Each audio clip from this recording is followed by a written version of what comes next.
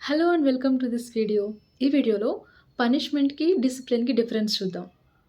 అసలు మీరు చెప్పండి. పనిష్మెంట్ కష్టమైన విషయమా? డిసిప్లినా? సో, ఆబ్వియస్‌గా డిసిప్లినే కష్టం గదు. పనిష్మెంట్ అంటే ఏముంది?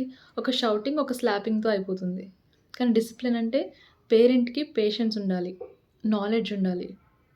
ఏది తప్పు, ఏది కరెక్ట్ అని చెప్పగలిగే నేర్పు ఉండాలి. అప్పుడు మన పిల్లల్ని మనం కరెక్ట్ పాత్‌లో గైడ్ చేయగలుగుతాం. నేనిప్పుడు మీకు 3 డిసిప్లిన్ మెథడ్స్ చెప్తాను. దాంట్లో మీరు ఏ మెథడ్‌ని ఎక్కువగా వాడుతున్నారో గమనించుకోండి. Number 1 discipline by power assertion. అంటే నేను చెప్పాను కాబట్టి నువ్వు చేయాలి అని ఆర్డర్స్ ఎయడం. ఫోర్స్ అండ్ ప్రెషర్ అప్లై చేసి పిల్లలతో పనులు చేపించడం. దీనివల్ల పిల్లల యొక్క సెల్ఫ్ ఎస్టీమ్ దెబ్బతింటుంది. ఎయిదర్ వాళ్ళు గుడ్ బాయ్, గుడ్ గర్ల్ సిండ్రోమ్‌లో అయినా ఉండొచ్చు. లేదా బ్యాడ్ బాయ్, బ్యాడ్ గర్ల్ అయినా ఉండొచ్చు. ఎలా అంటారా? వాళ్ళు కోపాన్ని తప్పించుకోవడం కోసం ప్రతిదానికి యెస్ చెప్తూ సబ్మిసివ్ కిడ్స్ అవుతారు. లేదా నువ్వు చెప్తే నేను చేయాలా? నేను చేయను అని ఏ విషయాన్నైనా సరే వాళ్ళు కొంచెం గట్టిగా చెప్పినా కూడా వెంటనే రెబెలియస్ అవుతారు. సో, పవర్ అసర్షన్ అనేది అస్సలు వాడకూడని డిసిప్లిన్ మెథడ్.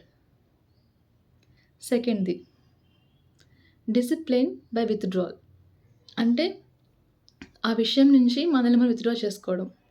నువ్వు ఇలానే అల్లరి చేసావనుకో నేను వదిలేసి ఎళ్ళిపోతా. నువ్వు ఇలానే చేసావంటే నేను నాని వాళ్ళ ఇంటికెళ్ళిపోతా. నేను నీతో మాట్లాడను. ఇలా వాళ్ళని భయపెట్టి వాళ్ళని డిసిప్లిన్ చేస్తున్నాం అనుకోవడం. ఇది కూడా సరైన పద్ధతి కాదు. ఎందుకంటే వాళ్ళు ఇంకా క్లింగీ అవుతారు. వాళ్ళ లోపల ఇంకా భయం పెరిగిపోతుంది. మనల్ని ఎక్కడ వదిలేస్తారు అన్న భయంతో మీ చుట్టూ ఇంకా గ్లూలా స్టిక్ అయిపోతారు పిల్లలు. సో, ఆబ్వియస్‌గా వాళ్ళ కాన్ఫిడెన్స్ లెవెల్స్ తగ్గిపోతాయి. వాళ్ళు యాంగ్షియస్‌గా అయిపోతారు. So, this is also not a good method. And third method is discipline by power induction. అంటే ప్రతి విషయానికి కాన్సిక్వెన్సెస్ ఎక్స్‌ప్లెయిన్ చేయాలి. డెసిషన్ మాత్రం పిల్లలకే వదిలేయాలి. ఏం జరిగినా సరే నేనున్నా కదా! నువ్వు ముందుకెళ్ళు చెయ్యి అని చెప్పాలి. తప్పు చేసినా సరిదిద్దే ప్రయత్నం చేయాలి. దీనికి చాలా ఓపిక అవసరం. బట్ స్టిల్ ఇది రిపీటెడ్‌గా చేస్తూ ఉంటే పిల్లలు చాలా బాగా స్ట్రెంథెన్ అండ్ వాళ్ళ కాన్ఫిడెన్స్ చాలా పెరుగుతుంది.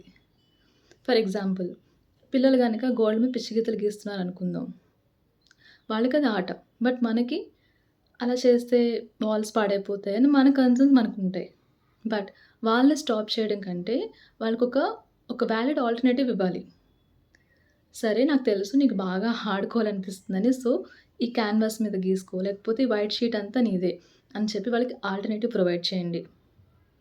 ఉన్నట్టుండి టీవీ కట్టేయి అని చెప్పకుండా, ఇప్పుడు నువ్వు టీవీ చూడకుండా ఉంటే మనం బయటికెళ్ళి గ్రోసరీస్ తీసుకొద్దాం. నువ్వే సెలెక్ట్ చేద్దువు గానీ వీక్ అంతా మన ఇంట్లో ఏ వెజిటబుల్స్ వండాలో. సో, ఇన్వాల్వ్ చేస్తూ ఉంటే. అలాగే వాళ్ళకి ఆల్టర్‌నేటివ్స్ ఇస్తూ ఉంటే వాళ్ళు ఆ యాటిట్యూడ్ ఆఫ్ లైక్ ఇన్వాల్వ్‌మెంట్ అనేది వస్తుంది. కాన్ఫిడెన్స్ పెరుగుతుంది. సో, పిల్లలకి ఈ పవర్ బై ఇండక్షన్ మెథడ్ ద్వారానే డిసిప్లిన్ అలవాటు చేయొచ్చు. వాళ్ళకి మంచి, చెడు గైడ్ చేయొచ్చు. మీరు ఇప్పటివరకు ఫస్ట్ 2 మెథడ్స్ వాడి ఉండొచ్చు. బట్ ఇక నుంచి పవర్ బై ఇండక్షన్ మెథడ్‌ని వాడండి. మీ పిల్లల్లో వచ్చే మార్పును గమనించండి. Thank you.